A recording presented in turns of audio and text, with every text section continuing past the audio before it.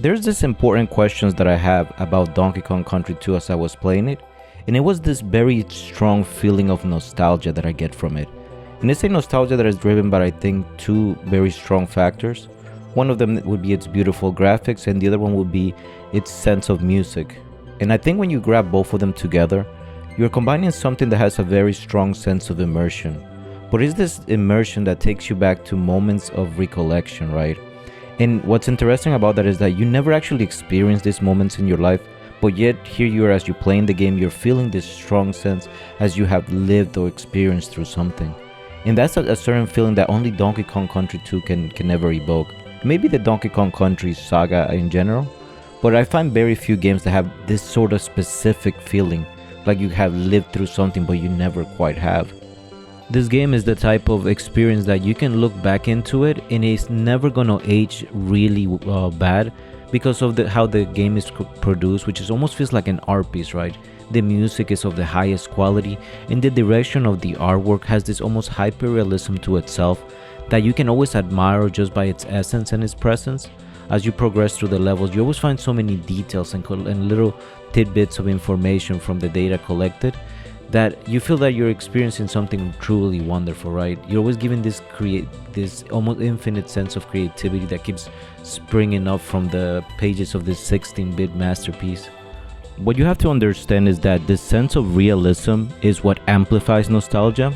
And one of the core things that Rare did is like they didn't hand draw pixels. They model everything in 3D on pricey silicon graphic stations. It was like the ones that you use for like Jurassic Parks and movie effects back in the day. And they render hundreds of frames per character from multiple angles, then compared them to 2D sprites.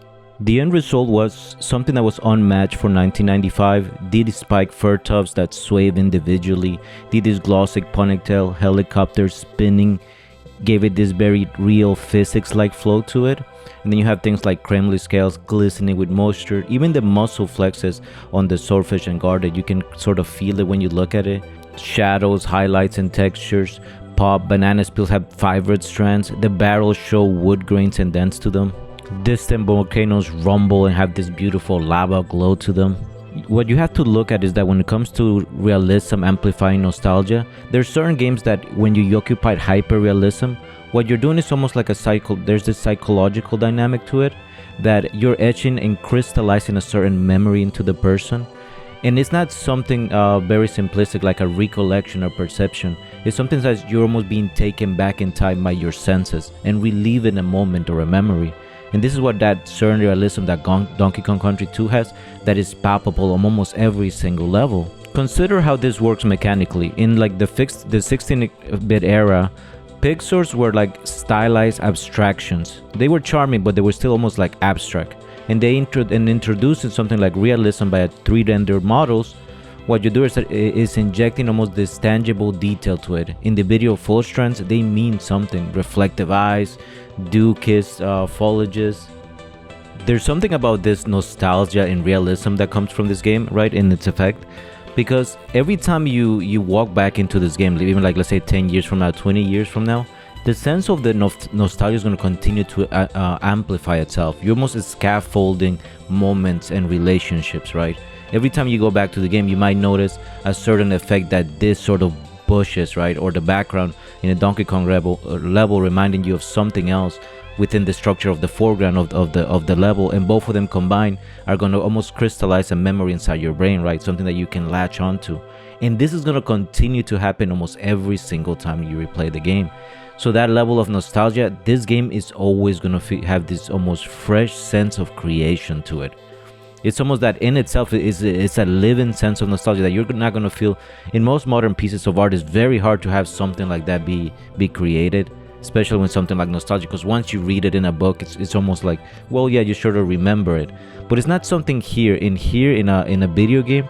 Your sensory perception, your visual perception, the movements, even the way that you play the game, is always going to give you this fresh recollection of these ideas that you experienced before.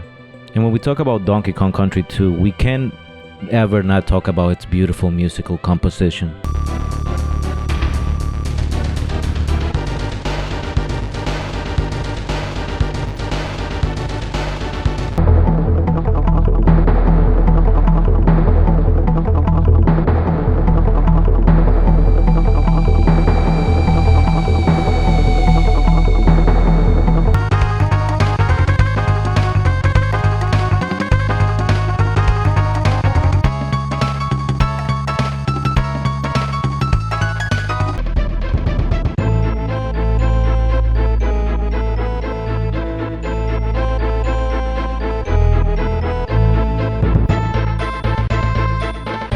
Donkey Kong's music is something that gives you this incredible sense of immersion that carries along it. You can say a lot about that, how realism carries nostalgia, but you can say the same thing about how music itself amplifies that level of nostalgia. And it's with about the same ideas and concepts, right? The same thing that you can feel the realism on a leaf, you can feel the musical notes and compositions. And those compositions also give you this they edge a certain realism into your mind with its musical notes. I think when we look at something like Sticker Bush Symphony, I think you can truly fully capture the whole idea of Donkey Kong, because this song by itself has an almost nostalgic feeling that is unprecedented. It's something that has a very strong legacy in gaming as well, because how much lasting impact it has. It's almost like its own little infinity out there that is full of nostalgia. Like if you were to pass away, right, and in your death, and you were having a recollection of existence in your life, you will probably hear Sticker Bush Symphony. It's that strong of a nostalgic feeling to it.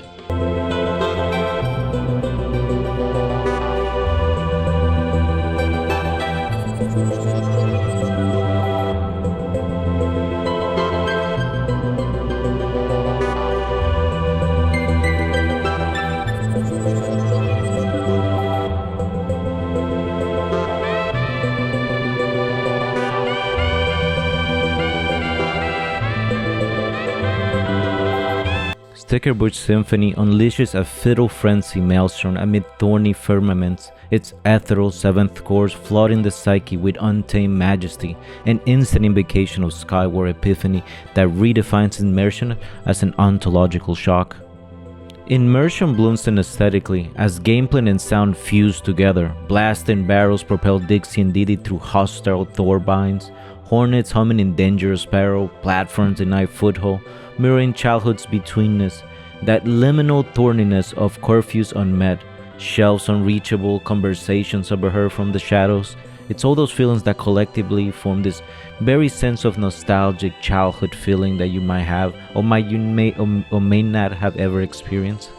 What sound does too with the sense of nostalgia and infinity is that as you're playing the game and recollecting all these memories in your mind or creating new ones from something almost like a resurrection of thoughts, what you're doing is creating almost this sense of empty space around you. And that's that feeling that you have while you're playing Donkey Kong Country 2. There's always this sense of emptiness to it, right? Something pensive, like you're sitting there and thinking about it. And that's because you're collecting all this information from the sound. It's almost you're like being constantly reviving to this new world of atmosphere and gameplay and environment. When it comes to gameplay in Donkey Kong Country 2, I think you also have a lot of feelings there that almost feel like moments of resurrection for you. And I think a lot of these ideas or these elements really help the overall the whole tone of the game has been something of a nostalgia that inducing those emotional feelings. Like for example, in this game you might be getting shot from a barrel. The next one you're hanging from a little hook. Maybe the next one you're becoming a spider, or you're becoming Rambi the rhinoceros. Each stage has almost a gimmick, and this is something that was done specifically for the game to keep it very fresh. But you also understand that as the idea that a gimmick itself is something almost like a very, very strong recollection. If you don't play this game for a very long time, you come back to it, then you start memorizing. It's like, oh yeah, I remember what this did, or I remember this sort of gimmick for this map, or what this is about. Each one of them contains it, right?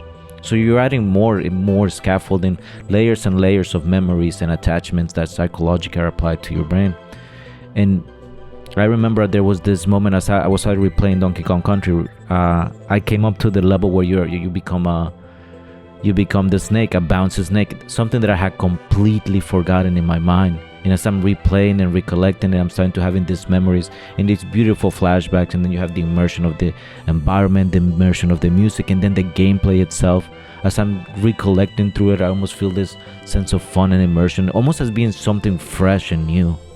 One thing you cannot forget about Donkey Kong Country 2 is his bosses. Because his bosses, they have that very strong feeling that, again, to themselves of recollection and resuscitation. And it's the idea that once you get through the levels, right, you get to the bosses, like this is what I'm facing. Once you get to them, you remember pretty much everything, and you have this very, almost like looking back at an old friend that you have missed for a very long time. The first level is obviously that condor that throws eggs at you, so you're jumping around through them, and eventually you grab one and you throw it at the condor, and he gets hurt. But then as you recollect it, right, as I was playing again, I got to the point where I was on the second level and I completely had forgotten about the boss. And then I remember it's this giant sword that erupts from the lava pit, and it starts to slash you as you move and dazzle throughout the air, floating about. And then you finally crash against it with a giant cannonball, and he sunks into the lava. All those moments, they get remembered and they become something very personal. It's almost like looking into this friend that you hadn't seen for a very long time and having this beautiful moment with them, right? Because you're trying to merge that gameplay with the emotional value of something nostalgic that you have. So it's almost like you're talking to the game. It's like, yeah, I remember you. I remember how you were dealt with and all those emotions that came with it.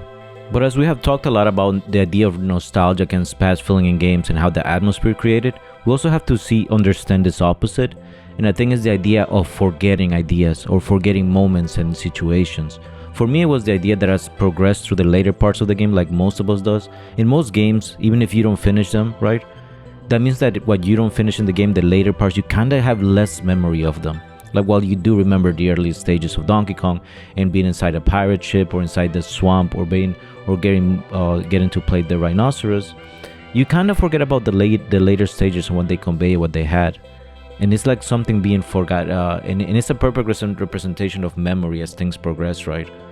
Usually in our memory for nostalgia, we look into the past and we try to resuscitate moments. But there's also moments that if you don't experience and your memory doesn't recollect them, they sort of become forgotten through existence naturally. The same as certain levels. There were certain levels that as I got to them, I'd completely have forgotten of their existence or what you were experiencing. And that's, again, part of nostalgia. The nostalgia in itself is also an aspect of loss. Because loss, when you think of loss, you have to see it's almost like, sure, you've forgotten about something, but you are remembering something. Then remembering part is the part that makes up nostalgia in itself. But the forgotten part is something that surrounds all of that. Because you have so much of it that you don't remember, right? So you're just grabbing into the small emotions that you're capable of. And in this game, in gaming, the small emotions or whatever you remember is usually the early parts of them, or maybe the middle parts of how far you got along. But usually the later parts become almost more distant just by the idea that they are more distant and that have become later down in time. Nostalgia blooms, but not from something that is preserved, but from something that exists almost as a phantom. Those spectral shards of what once was, now veiled in the mist of loss and velvet shrouds of forgetting. It is the aches of absent melody, the echo of laughter that trails into silence, where memory tapestry fades at the edges, threads unraveling into the void, leaving only luminous outlines of what you used to remember. I think with this sort of way of thinking is where you get the idea of that sense of emptiness that you have in Donkey Kong Country and nostalgia. Where is that emptiness? And that emptiness is itself forgetfulness. That's why this is how we're dealing with this whole idea of nostalgia in this game, where now because you have experienced the sense of loss, where you're experiencing nostalgia, you're not reliving moments too, but you're also losing them. And that loss is that emptiness in infinity. So as you progress right now through Donkey Kong Country, do feel that emptiness, that feeling of infinity in the background. And that's what you're experiencing. You're experiencing the loss and the recollection of moments from the realism, or the recollection of thought from the musical itself. And eventually all of that combined is what makes Donkey Kong such a perfect example of nostalgia. Because you're living it almost in a void that keeps forgetting ideas, keeps forgetting everything that is existence. And then you're just recollecting the small flints of light that you see from the levels. You're recollecting the plants, you're recollecting the bosses that you hadn't seen before, recollecting the stage itself that feels very real, or the background itself where you see something out there in the distance. In forgetfulness, that feeling of loss continues to grab at them and forgetting them for you. You're just losing your mind and completely losing yourself and your sense of thought.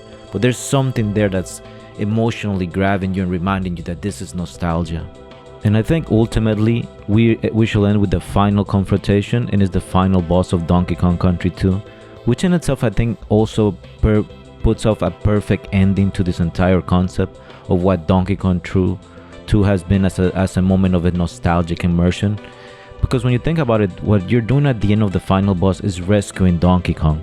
You're bringing back that friend, that very friend that you lived so many memories with. That friend that you're carrying along all those moments from Donkey Kong 1. And as you are fighting against King Cairo, you relive through this moment.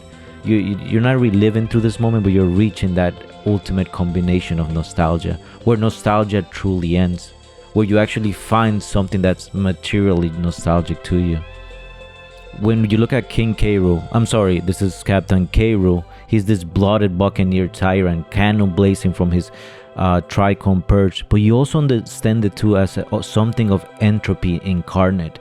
Something that's keeping you away from that moment of nostalgia, that forgottenness, that loss that we have talked about. That is the representation of King Cairo as he steps in line to stop you from accessing that moment or that old friend that is Donkey Kong.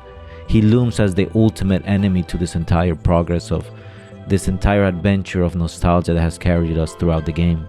Diddy and Dixer are faced with the ultimate black hole of creation and entropy. King Cairo stands tall as the ultimate symbol of destruction that is going to consume all your memories, all that light that surrounds nostalgia itself. He is the darkness, he is the forgotten, he is the lost, and he's standing there against you. And after phase of constant battle, you finally do defeat him. And it's at this moment that that old friend returns, that light at the end of darkness, and he goes and defeats Captain Cairo once and for all, ending the sense of darkness and bringing back nostalgia to a full. It is at this moment that you are fully remembering the entire game, and your memory becomes very different from here on, because while sure you have experienced all of it, there's more to the game in itself, right? You could always go back to it and relive new moments, because that's how much of it this game carries, right? How many moments of nostalgia has. But once you complete it and you get to this ultimate endpoint, all that kind of closes in itself, and you almost have this sense of resolute finality to your memories. You're able to understand them, and you have said, oh, I have relived them. It's a very, and it's a nice way to end your entire journey into this memory, into these feelings that you once have, by almost reliving all of them, right? While still leaving that door open to the infinity. I think the game understands very much of what it is and what it wanted to say, and that ultimately, as you get to the very end of the game, the Donkey Kong family has finally together and the banana horde is saved. But you also get this beautiful credit scene where it's like all the characters that have appeared in Donkey Kong Country 2 march along to the credits. It's the finale of it, right? They're all representing themselves, and that memory it just fades away right at the end. It's a beautiful little ending to the entire piece. And with that, I think that's about it, fam. I love Donkey Kong Country 2. And I think I'm obviously going to replay it many more times throughout my life, and it's always going to feel refreshed. I'm going to take some time before I play it again. But this was really fun. GG's, fam.